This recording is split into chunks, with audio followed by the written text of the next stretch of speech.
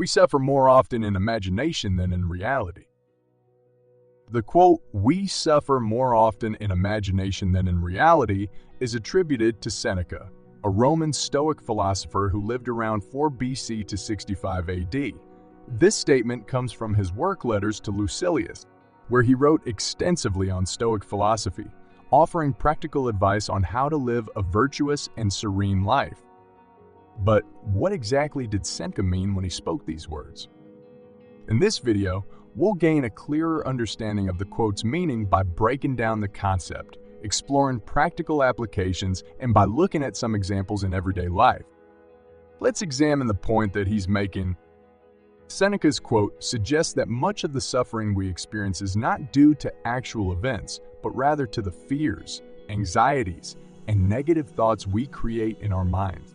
Essentially, Seneca is pointing out that human beings often spend a lot of time worrying about things that have not happened. Often, these are even things that may never happen. This tendency to anticipate the worst possible outcomes or dwell on potential negative scenarios causes us more pain than the actual situations we face in life. Let's break it down. Imagination versus reality. Imagination in this context refers to our mental capacity to envision future events, create scenarios, and predict outcomes. It's our ability to think ahead and plan, but it can also lead to negative thinking patterns. Reality, on the other hand, is what is actually happening in the present moment, our real-life experiences and tangible events. The power of the mind. The human mind is incredibly powerful. It has the ability to create vivid scenarios that feel real, even though they are just thoughts. When we let our imaginations run wild, especially in a negative direction, we can cause ourselves significant emotional distress. For example, worrying about failing a test before even taking it can cause stress, sleeplessness, and anxiety, even though the event has not occurred yet. Anticipatory anxiety. A key psychological concept here is anticipatory anxiety. This is the anxiety we feel when we anticipate a future event that we believe will be negative or harmful. This anxiety often far exceeds the actual discomfort we might experience if the feared event even occurred. For example, fearing a difficult conversation with a friend might cause more anxiety than the conversation itself, which might turn out to be constructive and much less painful than imagined. Stoic Philosophy. As a Stoic philosopher, Seneca believed in focusing on what is within our control and letting go of what is not.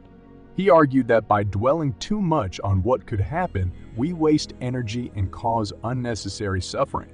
Instead, Stoicism teaches that we should remain calm and rational, focusing on what we can control, our own thoughts and actions, and accepting what we cannot.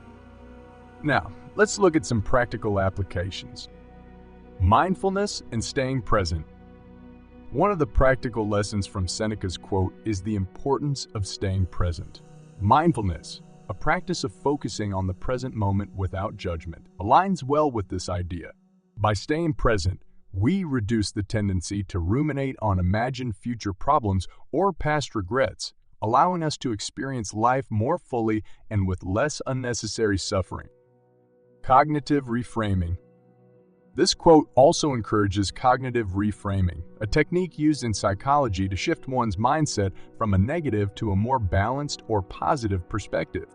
By recognizing that much of our suffering is self-inflicted through our imagination, we can start to challenge and change these negative thought patterns. For example, instead of thinking, "What if I fail?" you might reframe the thought to, "I'll do my best, and that's all I can control." Emotional resilience. Understanding that imagined suffering often exceeds real suffering can help build emotional resilience. By preparing ourselves mentally for potential challenges without over-exaggerating their impact, we can approach life with more courage and less fear. It's about developing the strength to face real challenges without being overwhelmed by imagined ones. Preparation without catastrophizing. It's important to prepare for the future, but Seneca's quote suggests doing so without catastrophizing, imagining the worst-case scenario and treating it as if it's certain to happen. Effective preparation involves acknowledging potential challenges and planning accordingly, but without letting fear dominate our thoughts and actions. Here are a few examples in everyday life. Public speaking. Many people fear public speaking, imagining themselves forgetting their speech, being judged, or making mistakes. However, when they actually give the speech, it often goes much better than they feared. The suffering and imagination, the fear and anxiety leading up to the speech, is usually greater than the actual experience. Health concerns. Someone might worry excessively about their health, imagining the worst possible outcomes for minor symptoms. This imagined suffering can lead to anxiety and stress, often without any real medical basis. When they finally visit a doctor, the issue may turn out to be minor or easily treatable, showing that the imagined suffering was far worse than the reality. So here it is in a nutshell. Seneca's quote, "We suffer more often in imagination than in reality," serves as a timeless reminder of the power of our minds. By recognizing the tendency to create unnecessary suffering through our thoughts, we can learn to live more peacefully and focus on what is real rather than what is imagined.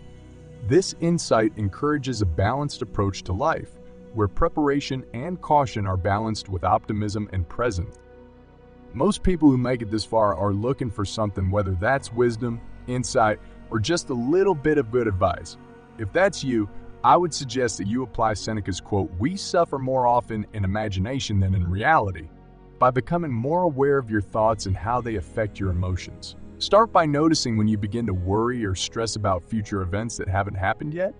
When you catch yourself imagining the worst, pause and ask yourself if there is real evidence that these fears will come true, or if they are simply your mind's way of preparing for the unknown. Practice grounding techniques such as deep breathing or focusing on your surroundings to bring yourself back to the present moment. Remind yourself that while it's natural to have concerns, dwelling on negative possibilities only creates unnecessary suffering. Instead, focus on what you can control right now and trust yourself to handle challenges as they come. By doing this, you can reduce anxiety and live a more peaceful, balanced life. On that note, I wish you a well-lived life. Until then,